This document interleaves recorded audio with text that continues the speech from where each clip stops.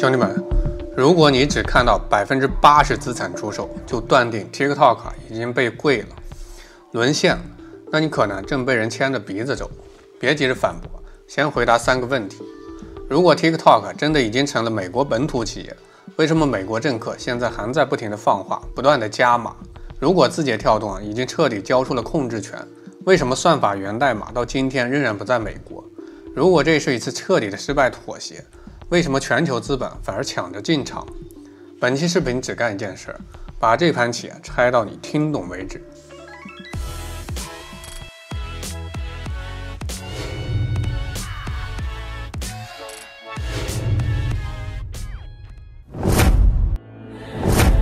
大家好，欢迎来到老友记，我是大钊。今天咱们聊的这出戏比好莱坞大片还跌宕起伏。一边是百万美国网友翻墙来中国搞赛博大对仗，把西方媒体编织几十年的信息茧房撕得稀碎；另一边呢，被戳穿谎言的美国政府恼羞成怒，挥舞霸权大棒，极限施压，逼得字节跳动签下协议，要把 TikTok 美国部分80%以上资产卖给美国投资者。更讽刺的是当初喊着要封杀 TikTok 的特朗普，转头就在上边拉选票，吸粉1000万。直言年轻选民支持率上涨10%，全靠他。拜登政府一边拿着国家安全当幌子来逼宫，一边呢却拿不出任何危害国家安全的证据。说白了就是场嘴上谈主义，背后抢生意的权力闹剧。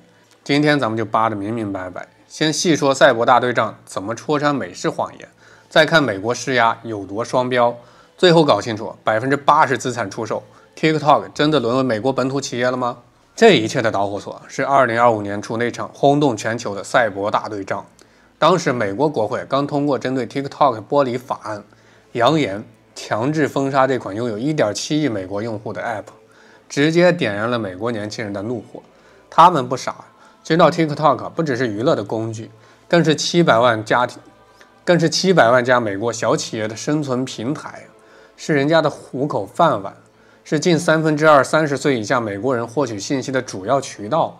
于是呢，一场史无前例的民间抗议上演。美国网友一边在 TikTok 发起 Save TikTok 运动，话题3天播放量破50亿，一边想出更绝的办法，翻墙进入中国社交平台搞赛博大对仗。所谓赛博大对仗，就是带着西方媒体灌输给他们的刻板印象来求证，结果发现现实跟报道完全是两回事，相当于一场跨国真相的大对仗。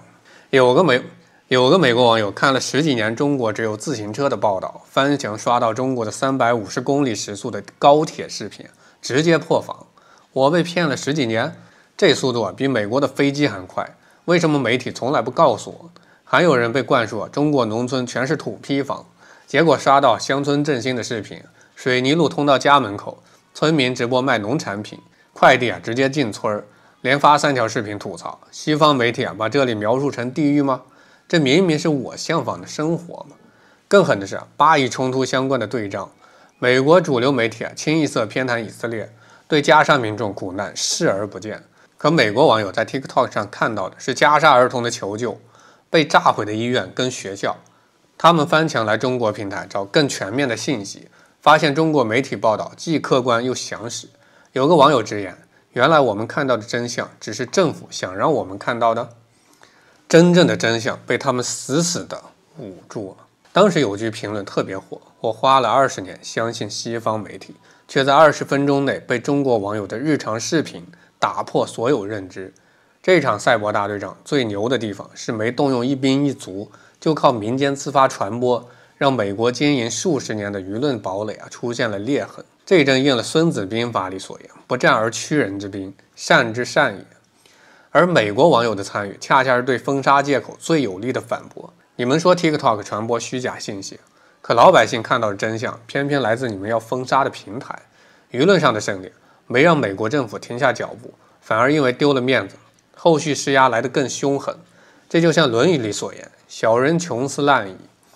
理亏还想达到目的，就会动用蛮横的手段。其实美国对 TikTok 的打压早就从2020年就开始。特朗普当时签署2道行政令，要么限制运营，要么90天内剥离资产。还好字节跳动硬刚到底，把官司打到法院，让行政令暂时失效。但这只是开胃小菜，真正的大招在后边。2024年3月，美国众议院以352比65的压倒性票数通过了保护美国人免受外国敌对控制应用法案，直接给 TikTok 扣上了外国敌对控制应用的帽子，要求必须完成合格剥离，否则禁止在美国分发更新。更狠的是，这个法案从抛出到通过只用了8天，明眼人都能看出来，美国政府就是铁了心要搞垮 TikTok。有人问，美国为什么非要盯着 TikTok 呢？嘴上说数据安全风险，可从头到尾拿不出任何证据。斯坦福大学教授莱姆利说得很直白，没有证据证明 TikTok 威胁国家的安全，根源就是国会对中国科技企业的眼馋。真正的原因是 TikTok 打破了美国的舆论垄断，它的精准推荐算法能让普通用户的声音被更多人看到，让美国政府无法再随意操控舆论，这才是他们最怕的。为了打消顾虑，TikTok 已经做了很多让步了。2022年推进德克萨斯计划，把美国用户数据存在甲骨文的本土服务器，承诺2025年投入20亿美金搞内容安全审核。CEO 周受资2次参加国会听证会，被议员百般刁难，追问国籍，反复重申不会向中国政府提供数据，却没能换来半分信任。赛博大对战后，美国施压升级到了极限模式，白宫明确支持法案，拜登说参议院通过就签署。FBI 国家情报总办公室联合给议员发机密简报造势，甚至有议员公开威胁，不配合就全面封杀。一边是1.7亿用户的市场，一边是不卖就禁的最后通牒，字节跳动陷入两难。这让我想到孟子里的困境：鱼我所欲也，熊掌亦我所欲也，二者不可兼得，舍鱼而取熊掌者也。对字节跳动来说，鱼是美国市场的营收跟用户，熊掌呢是核心技术跟品牌主权。面对霸凌，到底是宁为玉碎放弃市场，还是委曲求全出售资产？咱们老祖宗用金权之道早就给出了答案。清代学者王祖辉说：“盖治术有金有权，唯有才者能以权得政。金是不变的原则底线，权是特殊情况下的变通之法。”孟子也举过类似的例子：男女授受不亲，礼也；扫逆园之以守，权也。死守规矩不救人是愚蠢，特殊情况变通是为了守住更大的原则。那反过来，庄子里的尾生为了守约定，发大水也不肯离开，最后抱着桥柱淹死。虽然守住了信用，却因为不懂变通而酿成了悲剧。放到 TikTok 这件事上，字节跳动的金是核心技术跟品牌主权，权是出售非核心资产。搞懂这一点，才不会像尾生一样只看表面。面对极限施压，字节跳动最终签署协议，将美国部分80%以上资产出售给美国跟全球投资者。根据协议，新合资公司估值140亿美金，美国投资者占多数股权，董事会7个席位有6个是美国公民。银湖资本、埃里森、默多克家族控制50%的股份，字节跳动保留不到20%。很多人说股权、董事会都被美国控制了，这就是本土企业嘛？但判断控制权不能只看股权，更要看核心资产。就像老祖宗所言，擒贼先擒王。TikTok 的网是算法跟数据控制权，这才是真正的命门。有2个被忽略的细节很关键。第一，美国新公司不是拥有算法，而是从字节跳动租赁副本，而核心源代码跟迭代权仍在字节手里。第二，数据最终控制权没有完全转移，字节还能获得美国运营盈利利润的50%以上，相当于字节把壳子给卖了，最核心的发动机也就是算法，还有造血能力，也就是利润分成，还牢牢抓在手里。这就像古代诸侯联姻，表面妥协，实际上保住了核心利益。用金权之道来解读，算法跟全球品牌是金，绝对不能让渡。出售非核心资产，接受美国主导董事会是权，是为了保住美国市场的变通。有人担心股权被控制最终会被架空，但美国政府跟投资者的需求不一样，政府要的是国家安全，只要数据跟算法不被外国敌对势力控制就达标。投资者要的是赚钱， TikTok 的盈利能力有目共睹，他们不会做损害自身利益的事儿。这就像孙子兵法所言，合于利而动，不合于利而止。商业合作的本质是共赢，只要利益诉求一致，平衡就不会轻易打破。而字节不是没有退路。根据美国国防生产法，政府可以要求剥离资产，但不能强制转让核心技术。如果美国得寸进尺要算法，字节完全可以通过法律维权，甚至可以终止协议，放弃美国市场。之前 TikTok 就成功推翻蒙大拿州的封杀令，说明有足够的法律经验应对。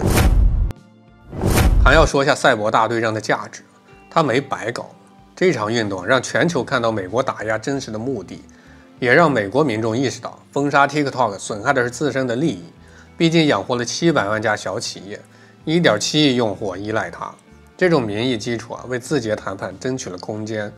另外，美国政客态度矛盾，拜登一边要封杀，一边让竞选团队在 TikTok 吸粉。特朗普从封杀转成反对立法，就是怕得罪持有 TikTok 股份的大金主。这种政治分裂也让字节找到了突破口。那么 TikTok 到底有没有沦为美国本土企业？从3个核心维度下结论。第一，核心技术控制权在字节手里，美国新公司只有算法使用权。第二， TikTok 全球品牌仍属于字节，用户认知跟全球运营策略由字节决定。第三，字节持股不到20%，却能拿超过50%的利润，掌握核心盈利话语权。这让我想到索尼收购哥伦比亚影业的案例。1989年，索尼收购100%股权，却不干预创作，最后没被合同化，还打开了全球影视市场。对比下来 ，TikTok 更有利，没有出售100%股权，还保留核心技术跟利润分成，形成中美合资、核心在中的模式。这背后是国学智慧，和而不同。孔子说君子和而不同。字节和美国投资者在保住美国市场上达成了一致，却在核心利益上坚守底线，实现共赢。对其他中国科技企业来说，这也提供了3个借鉴。第一，分清金权边界，核心技术跟品牌是金，绝对不能让渡，非核心领域可适当让步。第二，借助民意跟法律保护自己。赛博大对仗的民意基础，之前的法律维权经验，都为谈判争取了空间。第三，懂得以退为进。老子说，取则前，往则直，适当退让是为了保全更重要的东西。当然，这场博弈还远远没有结束，协议还有120天才能敲定最终条款，期间可能有变数。国会会不会出新法案来搞你？投资者会不会因为利益分配产生分歧？特朗普会不会变卦？这些都是未知数。但无论结果如何， TikTok 的选择都给我们上一堂生动的课。TikTok 告诉我们，在不确定的全球商业环境中，我们既要有宁为玉碎的骨气，也要有灵活变通的智慧。就像孟子所言，扫逆原之以守。特殊情况下的变通不是妥协，而是为了守住更大的原则。TikTok 的80%资产出售不是沦陷，而是强权打压下的无奈之举，更是以退为进的战略选择。那么你们觉得 TikTok 的选择正确吗？评论区见。